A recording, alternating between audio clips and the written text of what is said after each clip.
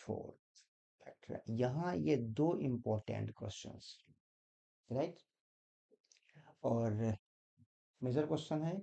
और किसी भी एग्जाम में अगर ये चैप्टर कोई टेस्ट क्वेश्चन आता है तो उसमें इसमें से क्वेश्चन होते ही हैं, राइट। और अगर आपने क्वेश्चन नंबर ये फिफ्थ कर लिया तो फोर्थ आसानी से कर लेंगे। पहले फोर्थ करते हैं फिर आगे देखते हैं। तो फोर्थ क्वेश्चन इज, देखिए फैक्टराइज करना है, सिंपल है। ऐसा क्वेश्चन आप एट्थ में कुछ कर चुके होंगे, राइट। वहाँ भी पढ़ा था फैक्टराइजेशन। 12x² -7 और ये +1, इसे हम ब्रेक करेंगे, उसे बोलते हैं मिड टर्म स्प्लिटिंग। यहाँ बेटा 3 टर्म है, उसमें से ये रहा फर्स्ट टर्म, ये रहा आपका last term, and this one is middle term. इसी को करना है स्प्लिट। तरीका इसका ये है, ध्यान से आप देखिए, एक क्वेश्चन देखिए, आप सारे कर लेंगे।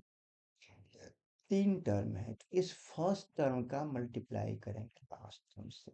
यहाँ मैं रफ में कर लूँ तो 12x² -1 that will be 12x² हो गया।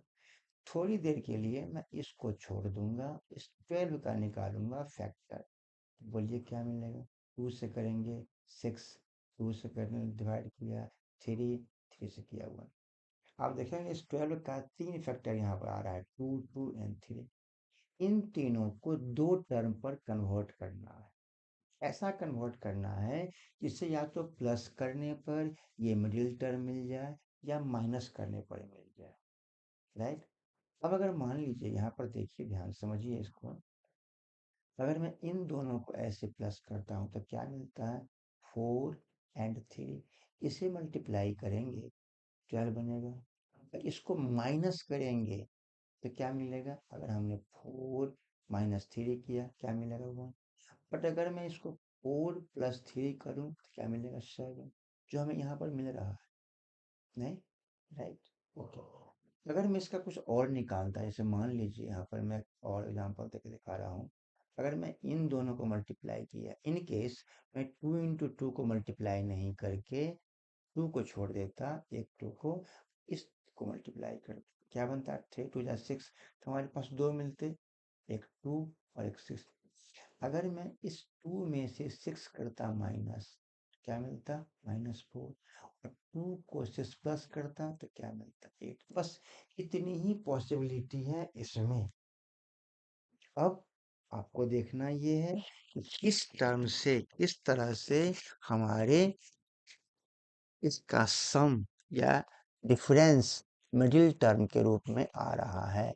जो हमारे पास क्या दे रखा है, तो अब देख रहे हैं कि -7 दे रखा है। तो -7 कब और कैसे आ रहा है? ये आपने देखा यहाँ पर, अगर मैं इसको इन 2 को 2 से मल्टीप्लाई किया, 4 एंड 3 रखा, इन दोनों को प्लस करेंगे तो क्या मिल रहा है? 7। तो हम यही 2 टर्म लेंगे, राइट। अब इसे कैसे लिखेंगे? ध्यान से देखिए, इसको हम लिखेंगे 12x²। यहाँ पर माइनस है, रहने दिया। इस मिडिल टर्म 7 को हमें हटाना था, हमने क्या लिया बदले में? 4 एंड 3।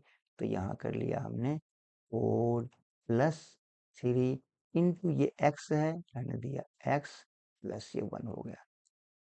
अब इसे ब्रैकेट पहले ओपन कर लेंगे तो 12x² माइनस, अब ब्रैकेट से पहले माइनस है, साइन चेंज करेगा, 4 यहाँ प्लस में है तो बनेगा -4 इंटू दिस x, 4x।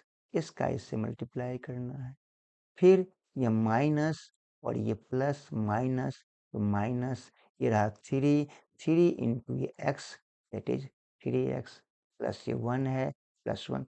अब 4 टर्म हो गया आपके पास, नहीं, 2 टर्म तो ये रहा, 2 टर्म ये है। यहाँ चूंकि इसमें कॉमन क्या है, आप कहेंगे 4x, तो 4x हमने कॉमन निकाल लिया। हमारे पास क्या बचता है? यहाँ पर 3x -1, राइट। यहाँ से -1 कॉमन निकाल लीजिए, दैट इज 3x। यहाँ से माइनस कॉमन निकाल चुके हैं तो -1। अब ये दोनों में कॉमन है। एज ए कॉमन हम क्या करेंगे, इन दोनों में से ये कॉमन निकाल लेंगे, राइट। तो हम अगर निकाल लेते हैं हमारे पास क्या बचता है, 3x-1 हमने कॉमन निकाला, तो यहाँ पर ये टर्म बच गया हमारे पास 4x। So write down here 4x। Okay, और यहाँ से क्या बच रहा है, -1। क्या कर लिया हमने यहाँ पर, -1।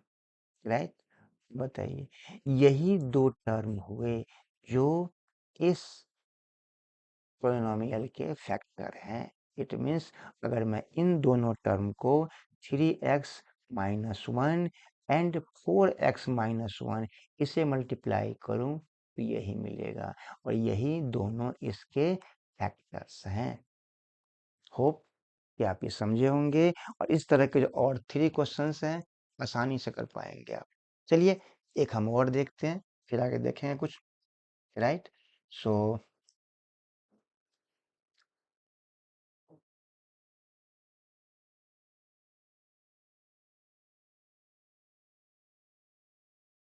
Second question. सेकेंड